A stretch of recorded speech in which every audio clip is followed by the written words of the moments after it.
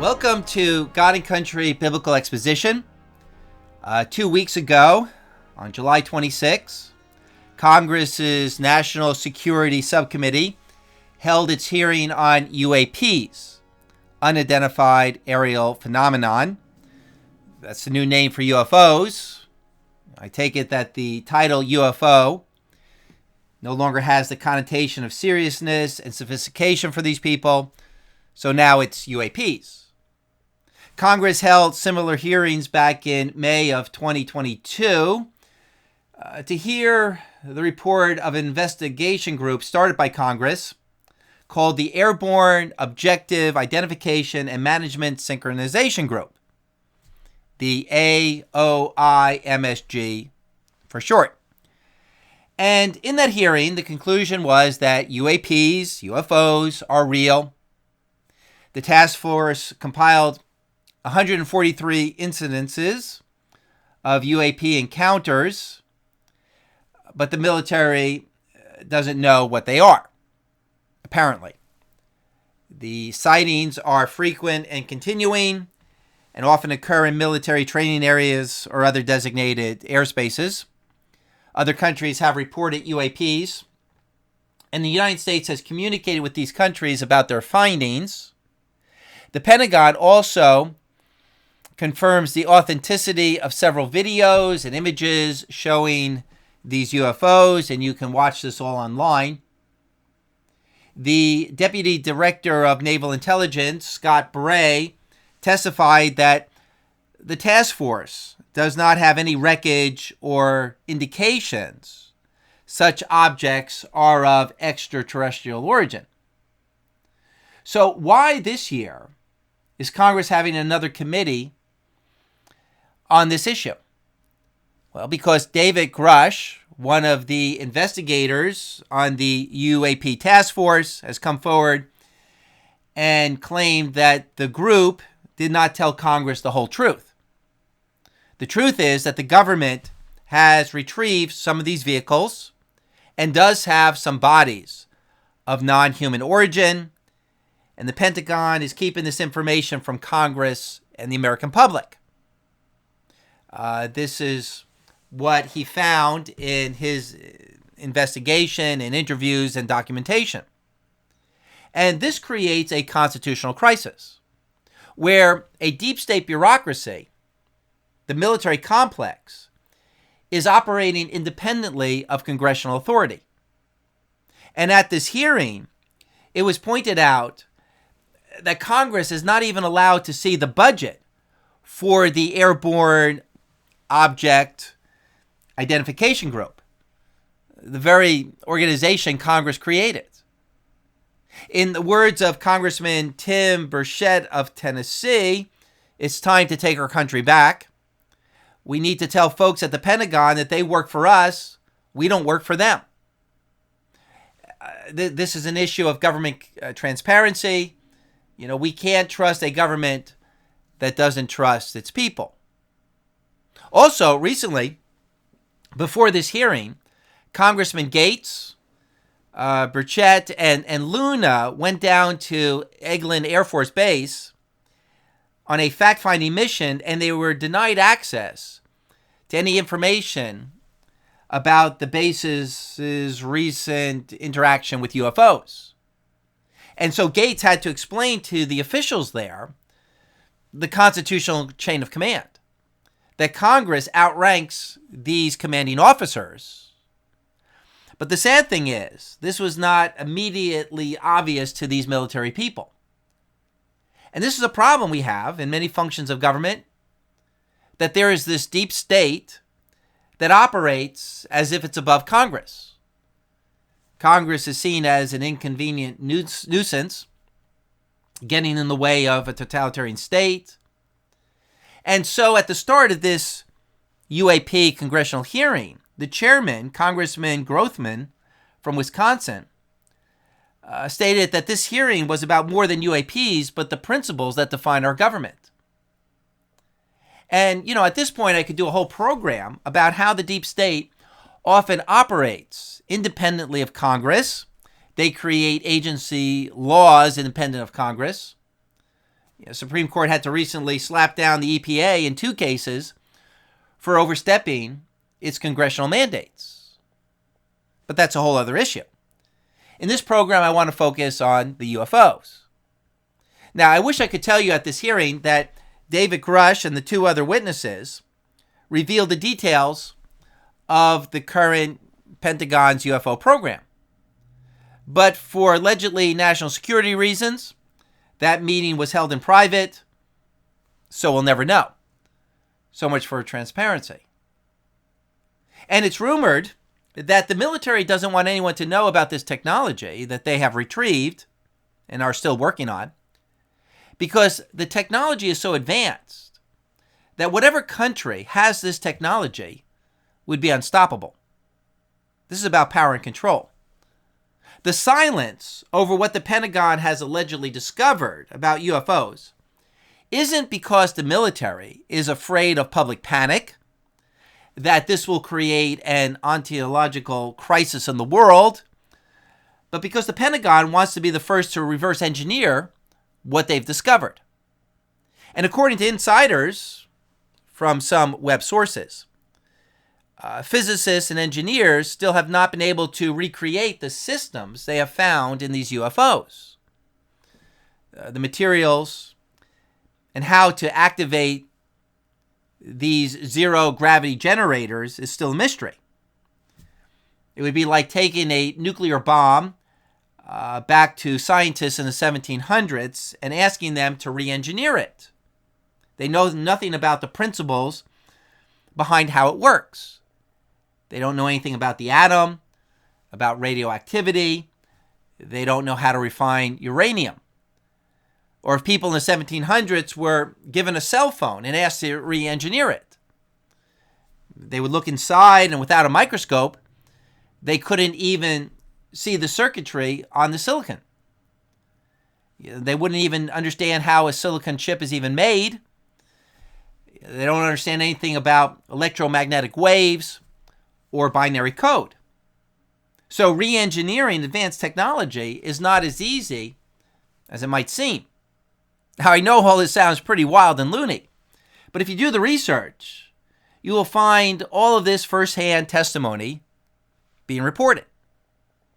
It's amazing how the more one reads this stuff, the more the bizarre becomes normalized. So that references to the grays, to the tic-tac, to the orbs, to the anti-gravitational fields become, conventional reality. But the big question is this: is it true? Is David Grusch and these other whistleblowers telling the truth about a UFO cover-up, or are they in some sort of mass psychosis delusion? Or maybe this whole thing is a government false flag to distract people. There are people on the web who claim David Grusch isn't really a whistleblower. He's actually a CIA plant to spread disinformation. And this kind of gets deep, that he's a conspiracy theory guy planted by a government conspiracy. So what we have here is a question of how do we know what is true versus false?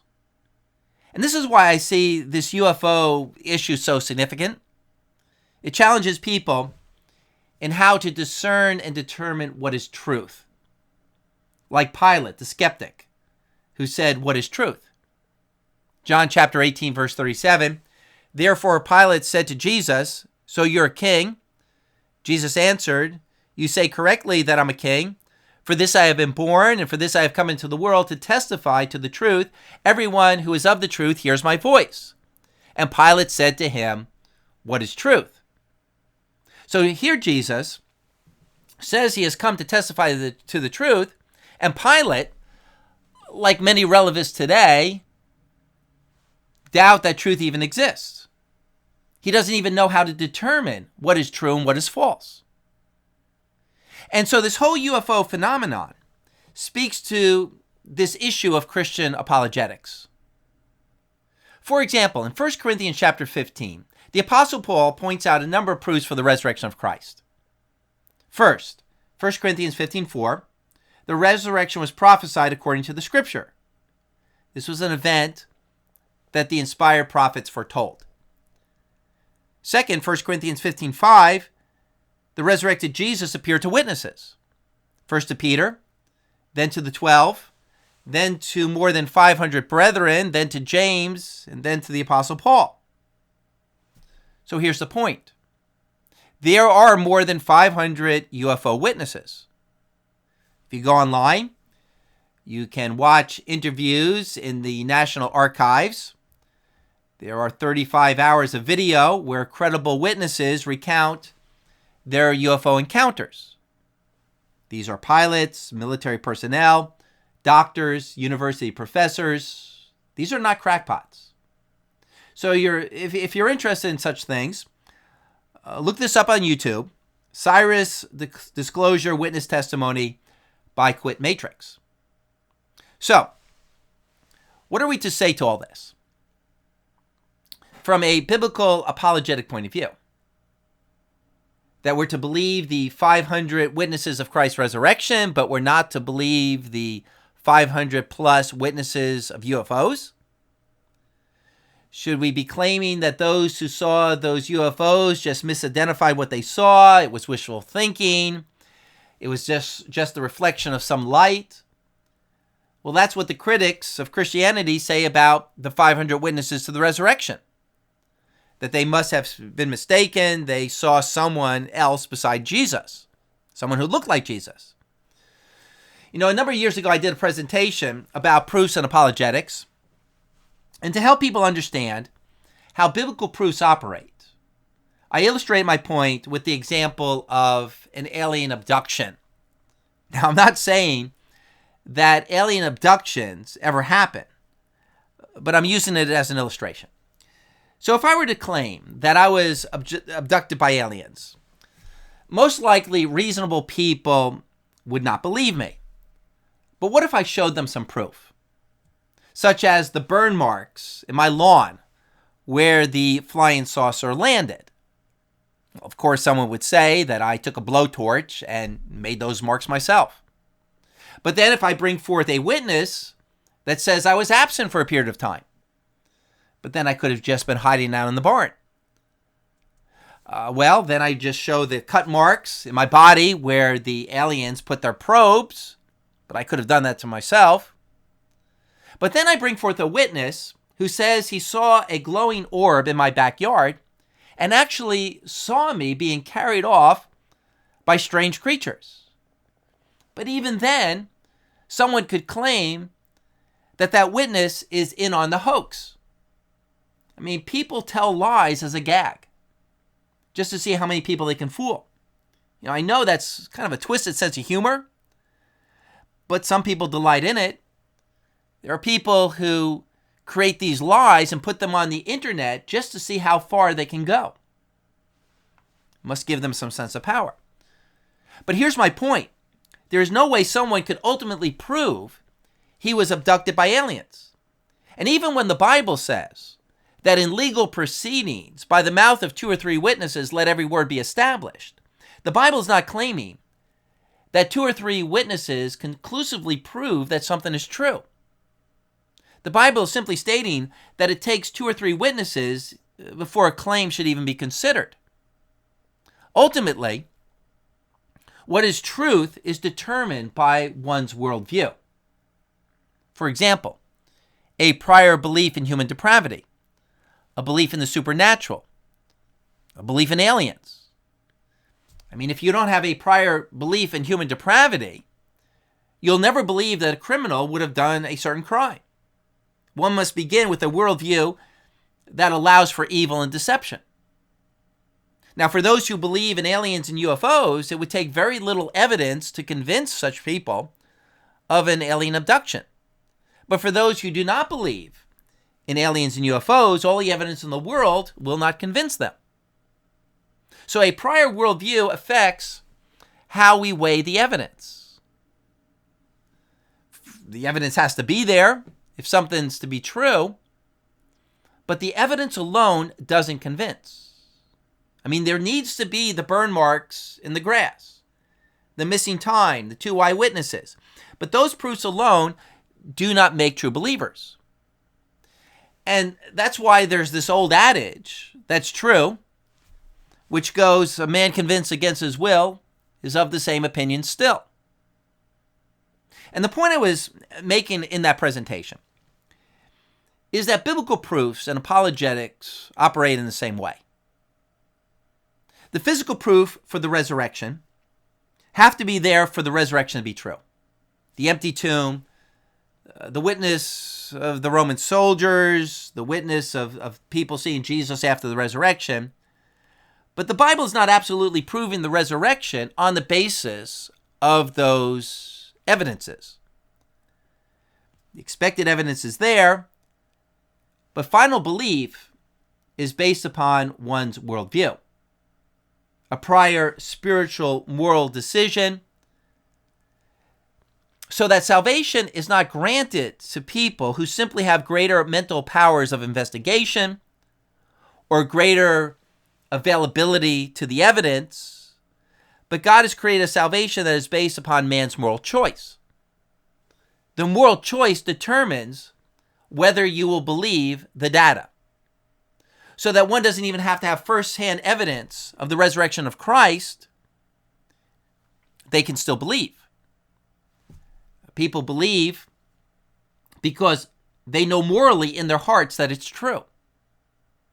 So it's a huge mistake on the part of some Christian apologetics to claim that the biblical proofs for the resurrection prove the resurrection beyond a shadow of a doubt, and that faith is based upon physical proofs.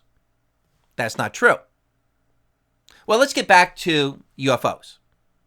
Christians, of all people, have a worldview that should readily accept the reality of UFOs, UAPs, or whatever you want to call them. Because the Bible is replete with references to the angelic race and to demons. Satan and his demons were cast down to the earth, not to Mars, not to Venus, not to Alpha Centauri. He's the god of this world. He is the prince of the power of the air. In Job chapter 1, God asks Satan, "From where do you come?" And Satan answers the Lord and says, "From roaming about on the earth and walking around on it." Ephesians chapter 6, verse 12. "For our struggle is not against flesh and blood, but against rulers, against powers, against the world forces of this darkness, against the spiritual forces of wickedness in heavenly places." And here's a text. Psalm 68:17. "The chariots of God are myriads, thousands upon thousands. The Lord is among them as at Sinai in holiness." So here the psalm is looking back to what happened in the giving of the law at Mount Sinai, where the angels of God descended in their chariots. Deuteronomy chapter 33, verse 2, "The Lord came from Sinai, and he dawned on them from Seir. He shone forth from Mount Paran, and he came from the midst of 10,000 holy ones. At his right hand there was flashing lightning for them." So why does God have chariots? Well, apparently the angelic race, although they're in a different dimension, have transportation. As in Elijah being taken up to heaven in a fiery chariot, 2 Kings chapter 2, and in 2 Kings 6, Elisha's servant's eyes were opened, and he saw all the angelic chariots surrounding Elisha. Could demons also have such vehicles? Why not? This doesn't mean that the Ancient Alien series is true, that ancient people were visited by aliens. No, the reality is, if they were visited at all, they were visited by demons. Now, what the Christian community immediately objects to, and what doesn't fit the Christian worldview, is the world's interpretation that these UFOs are aliens from other planets. I mean, that fits the Darwinistic evolutionary worldview, that since these people believe that evolution happened here, it must have also happened on other planets, and so there might be intelligent beings on nearby planets. And this has been popularized with modern sci-fi, Star Wars, Star Trek, that it's assumed that the universe is filled with other people groups. However, the Bible tells us that there are only two races, the human race and the angelic race. And the fallen angelic race, the demons, occupy our space, the earth. So the biblical explanation for UFOs is demonic activity. And we shouldn't be surprised or alarmed by this. This is what God's people have understood since the beginning, that there are spiritual forces of wickedness in heavenly places.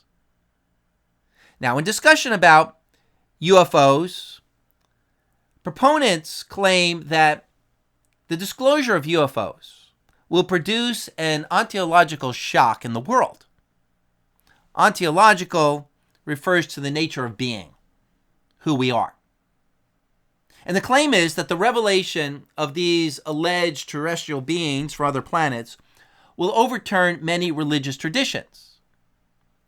And maybe that's why the unsaved secular humanists are pushing for UFO disclosure. Well, first of all, for the Christian who knows his Bible, this will not be an ontological shock. It will not threaten our faith. It will actually build our faith. Now, some Christians may be initially disturbed because they have never thought of the demonic realm as having the ability or the capacity to appear visually, in bodily form, or to build machines. They've never considered the possibility of a direct interaction between unsaved humanity and the demonic realm as we enter into the period of the apocalypse. But a simple re-examination of a biblical text concerning angels and demons will clear up all of that confusion immediately. The more I study the subject, the more I'm convinced that the UFO phenomenon will build our faith. It will actually help our witness, not hurt our witness. It will not cause us to question our faith. It will confirm our faith. And let me suggest that the ontological shock will be for the material atheist.